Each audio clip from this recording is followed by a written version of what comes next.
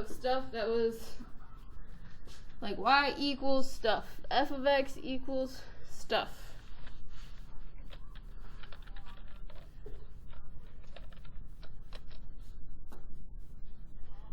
And so this time,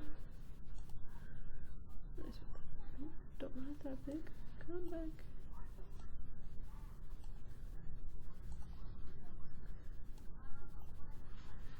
We're looking at stuff where our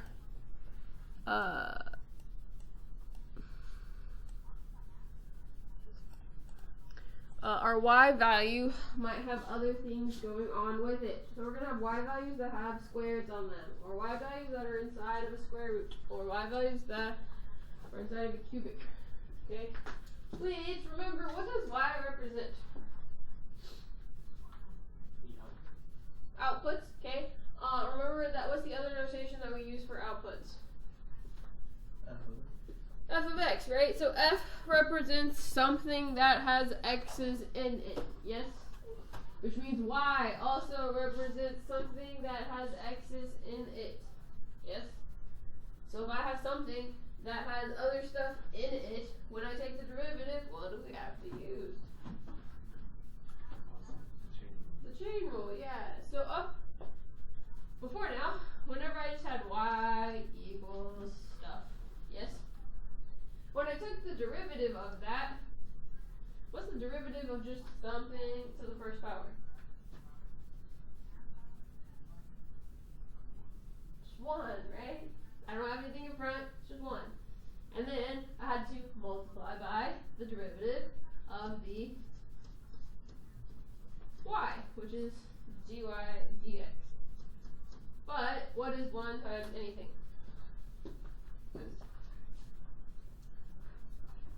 Just whatever that thing is, yeah?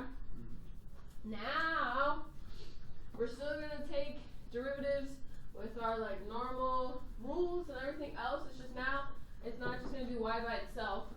So when we are applying those rules,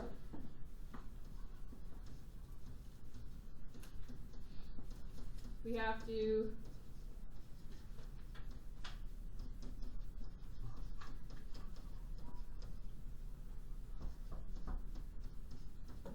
we're going to have to multiply by dy dx. So this time it's not just going to have a dy dx equals stuff. We're actually going to have to solve for dy dx. And we'll look at like kind of what that means in just a second.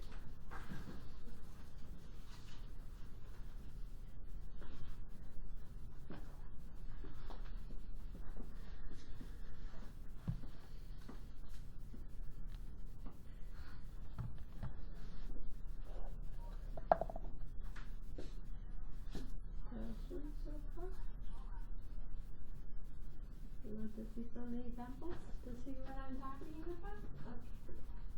So, here's, I have y cubed plus y squared minus 5y minus x squared equals -4. Is my y by itself? No. Is there a nice easy way to get y by itself?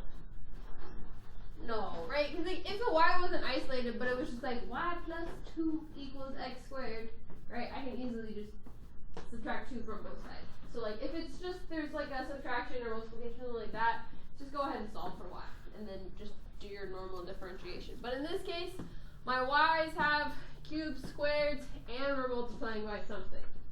Yes? So we first start off with just taking our derivatives normally. Okay?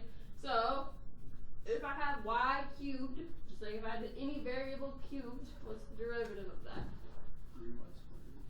3y squared. But remember, we said that y represents some sort of function with x's inside of it. Yes? I don't know what that function is, so I can't multiply by like whatever the derivative is because I don't know what it is. So I just have to multiply by a dy dx, or the derivative of my y. So then, what is my derivative of y squared? 2y, and then we also have to multiply by our dy dx. Yes, no, maybe? Now, I use the dy dx notation because technically you can use the y prime notation, but again, some of y'all's handwriting isn't the best, and so like your primes start to like slowly like come down, or they disappear altogether, or like you just lose track of them, and so then all of a sudden you have extra y's that you didn't need, okay? Versus if I have a dy dx, it's much harder to like lose track of that or not know what that is. So that's why I use the dy dx notation, but sometimes if you're like looking at examples online or things like that, they'll just put a y prime, which is fine again, just some of y'all be careful about your handwriting. Alright, now what is the derivative of negative 5y? Negative 5 and then 2y dx. Then I just have a negative x squared. What's the derivative of negative x squared? Negative 2x, right? And it's just a normal x. Technically, if you wanted to multiply by the derivative, you're taking the derivative of something with x's with respect to something with x's, so it would be dx dx, which is just 1. So that's why we don't have to write it, because it's just that. Now, remember, the derivatives are an operation, yes? And I am allowed to do operations to an equation as long as I do them to what? Both sides. So if I take the derivative of the left side, what do I also have to do? Take the derivative of the right side. What is the derivative of negative 4? 0. So like, this is the first place that some people usually make a mistake. So they forget to take that derivative and they'll just bring down the negative 4 by accident. Okay, so just be careful with that. Second thing is from here on out is no more calculus. It's just algebra. Okay? And most of the time people make a mistake on this, it is with the algebra stuff and not with the calculus stuff. Yeah? Because like as far as our derivatives go, this isn't super hard, right? You just gotta remember to multiply by that dy dx. But after that, we just have to be careful about our sign, things like that. Okay? So now, like again, remember I'm trying to solve for dy dx. I'm trying to find the derivative. dy dx is my derivative. But right now, how many derivatives do I have up there? 3, right? 1, 2, 3. I just want 1. I want my derivative equals stuff. So it wasn't super easy to solve for my y at the beginning. So now instead, once we took the derivative, now we want to solve for our dy dx. Are y'all with me? So our first step is going to move anything that does not have a dy dx to the other side.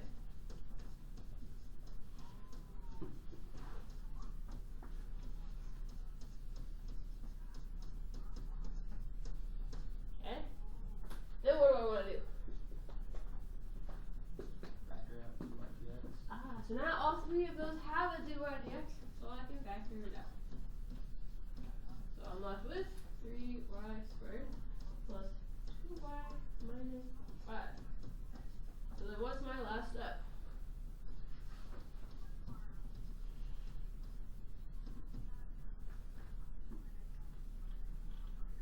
Divide both sides by that. By the stuff inside the parentheses, yes. Because again, trying to get dy dx by itself, not necessarily the y. So with our implicit differentiation, a lot of the times our derivative is going to have both x's and y's in it. And that's okay. So that would be my answer.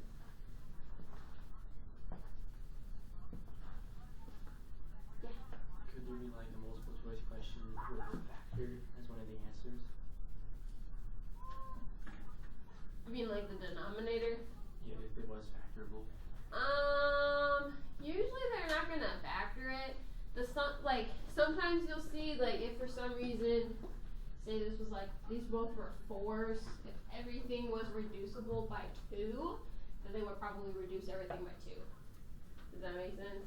Or like if for some reason like this was negative 2x and all of these were negative, then they would divide everything by a negative to make it look nicer. But most of the time they're not gonna factor it. At least not that I've seen. Now, I'm not going to say that they would never ever do that, but I've never seen them do something like that. Other questions? We ready to do one on our own? Don't worry, I give you a next one. Right, you're gonna do this one on your own.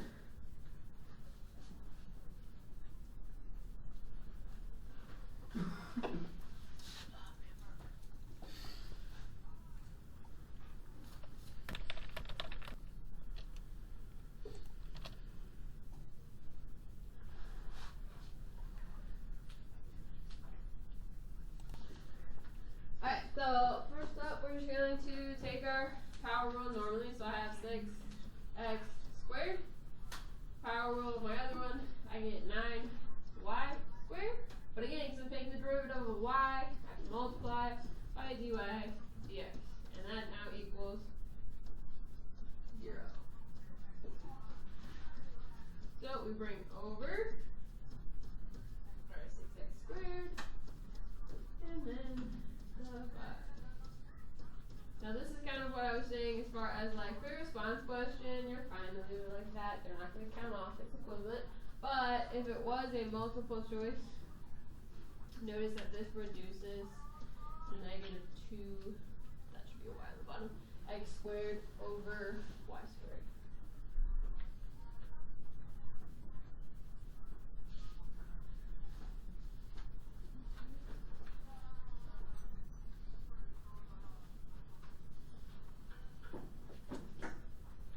Yes, no, maybe so. Questions on that? Alright. Let's look at another one. So this says, find the equation of the tangent line to the graph at 4. So those directions sound familiar. They should. We've done lots of stuff like that. The only difference now is instead of us just having like y equals and having a function, okay, what type of graph is that? Circle. Ooh, okay, circle centered at what?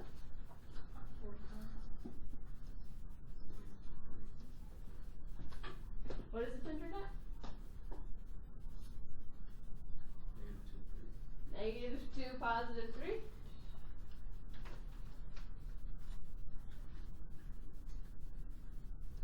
Here. Okay, and then what is the radius?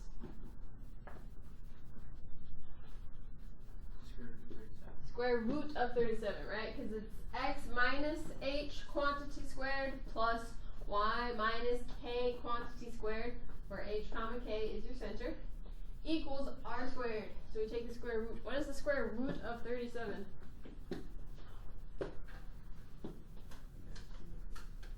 It is, but can we approximate it? Harder without using our calculator? 6-ish, right? Just a little bit above 6, yes? Because square root of 36 would give us 6. This is going to be 6 point something, right? So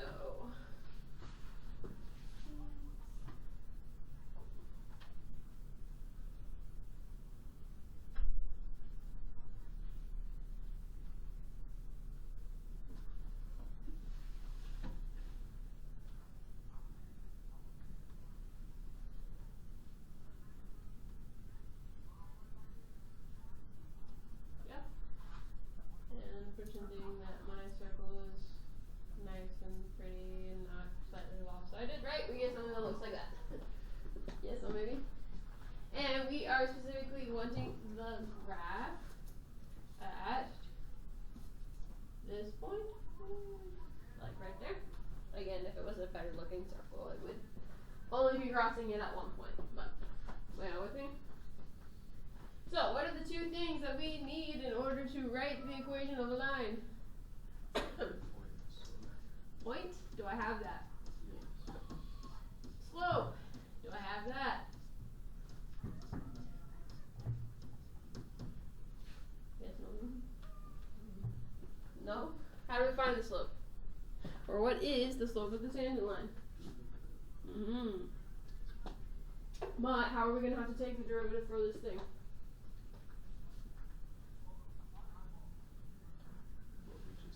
what we've been doing, yeah, which is implicit differentiation. So, how am I going to take the derivative use for this first one with the x's?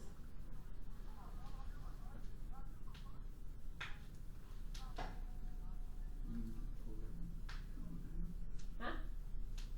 Pull down the 2, okay. And then 2 minus 1 gives us 1, but do I have stuff on the inside?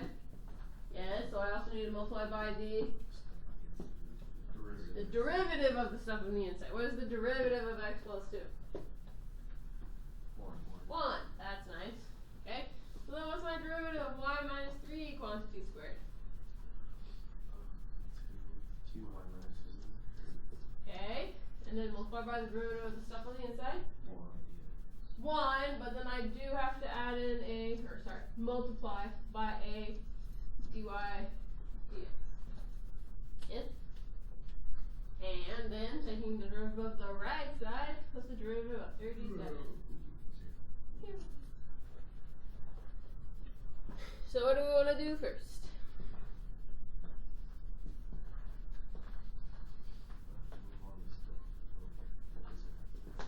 Okay. And which one's that? Subtract 2x plus 2. Yeah, subtracting all of that first one.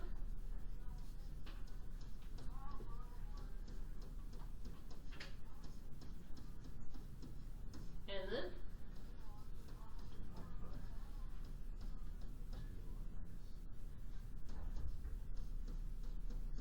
Can I reduce that any?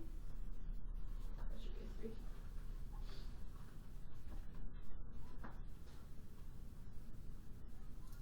Are we going to be able to reduce our fraction any? Yeah, we'll reduce by factor 2. Cool.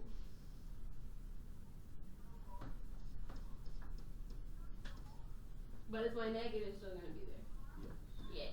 So you can either leave the negative outside the parentheses, or you could go ahead and distribute it. Whatever makes you feel better. Okay with that. Yes. Now, this time my derivative has both x's and y's in it. Yes? Which means that we have to plug in both our x value and our y value when we plug in for our function. So dy dx evaluated at 4, 4 equals negative 4 minus 2 divided by 4 minus 3. Yeah, so we just get negative 2. So that's going to be our slope.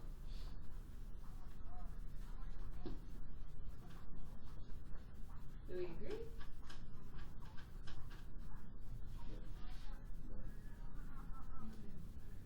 Ah, there we go. Okay.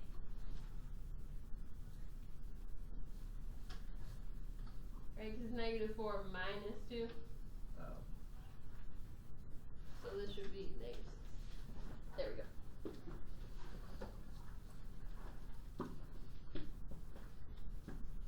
So am I done? What do I still have to do? Ah, okay. So like final answer, I have y minus what? 4 equals negative 6 times x minus 4. So that should be our answer.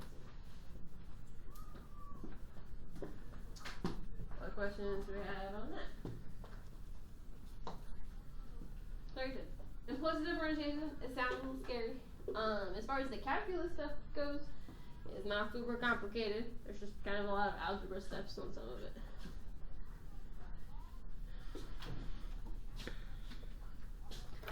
Alright, and then we have one last type of example that we can see.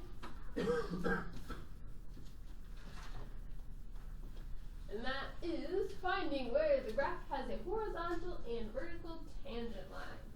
What does that mean?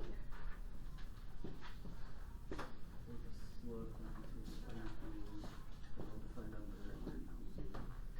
one's which? 0 is the horizontal and undefined stability. Okay.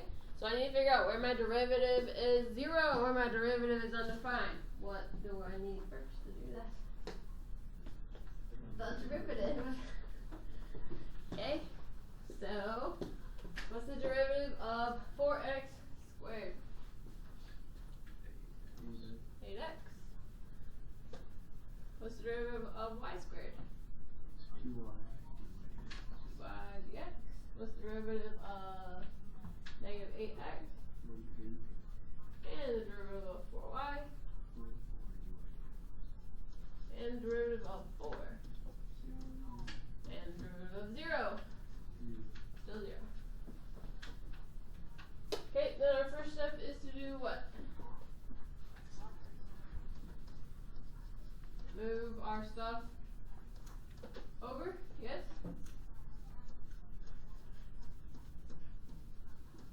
So I'm going to add an 8, subtract an 8x. Yes? Okay. Are we okay if I factor and divide in the same step? Okay. So this is 8 minus 8x divided by, if I factored that out, I'm left with a 2y plus 4. Can I simplify that any? You can simplify by a factor of 2. Cool. So I should end up with 4 minus 4x divided by 1 plus 2. So then, we are looking for where we have horizontal tangents and we have vertical tangents. Most like free response questions, if I get asked for something on like a quiz or a test, I would probably only ask you for like one or the other. Or if it was a free response question, like part B might be like part A would be like find the derivative. Part B would be where does it have horizontal tangents, and part C would be where does it have vertical tangents. Like I wouldn't just ask you all of this in one question. But just for practice, we're gonna find both. So which one do we want to find first? Horizontal tangent. Sure. And we said our horizontal tangents are going to be where our derivative is what? 0. Okay. And if I have a fraction, where is my fraction allowed to equal 0? Top. So we're going to take our 4 minus 4x and set that equal to 0. And what do I get? X is 1. Yay. Are we okay with that? Is that my answer? Did I answer the question? Fully. What is the question asking me to find? The point, yes? Right now, do I have a whole point? Oh, what are we missing? Y. The y value. So if I have an x value, how do I find the y value? Where? Yeah, so I'm going to plug it in to my original equation. Yes or maybe? Okay. So I get 4 plus y squared minus 8 plus 4y plus 4 equals 0. And now we're solving for y. So 4 minus 8 gives us plus 4 gives us 0. So I'm just left with y squared plus 4y. So how do I solve for y there?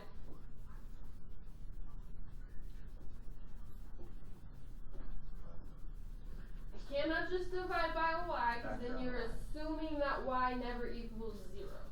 Factor out of y. I can factor out of y.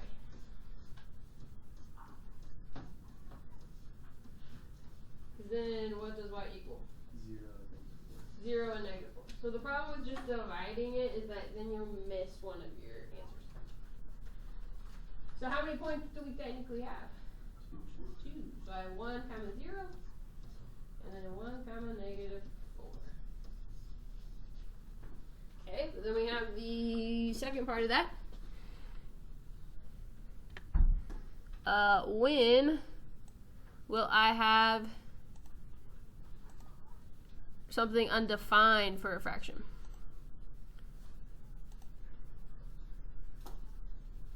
And there's a number that equals. Or when the slope doesn't equal anything. Okay. I think I heard someone else say something. Denominator is 0. When our denominator is 0. Because remember, our denominator equaling 0 is what makes a fraction undefined.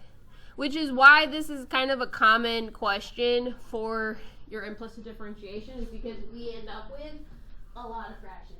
And so a lot of them have a place where it's going to be undefined. So for vertical, we're looking at where dy dx is undefined, which means this time we are setting our denominator equal to 0, so we get y equals -2. Is that my answer? No. No, what are we supposed to do with that? I'll put it in the original equation. So same process. I just have to solve for x this time. So again, 4 minus 8 gives us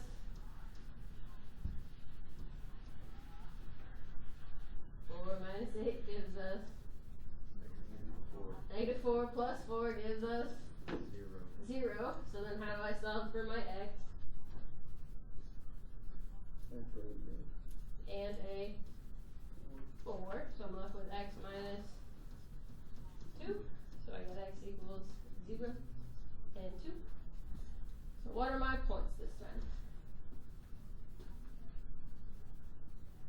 0, 0, 0, 2. 0, -2. 0, -2, and 2, -2. Yeah, so just be careful, because technically we found y first. So like a mistake that a lot of people make was, because they found this one first, we'll put that one first in their point, you know, just because they just line them up with the order that they found them in. So just be careful that you put your x's in the right spot and your y's in the right spot. Why do you think we ended up with like 4, or like 2 and 2, where we had 2 that were vertical and 2 that were horizontal? Because it's like a circle. It's either a circle or an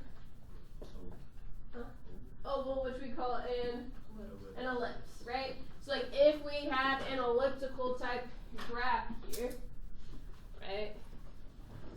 So somewhere, I don't know exactly where, it makes sense that I'm going to have 2 spots where it's horizontal and 2 spots where it's vertical. Yes, which is why you end up with 4 points for your answer. Alright, what questions do we have about implicit differentiation?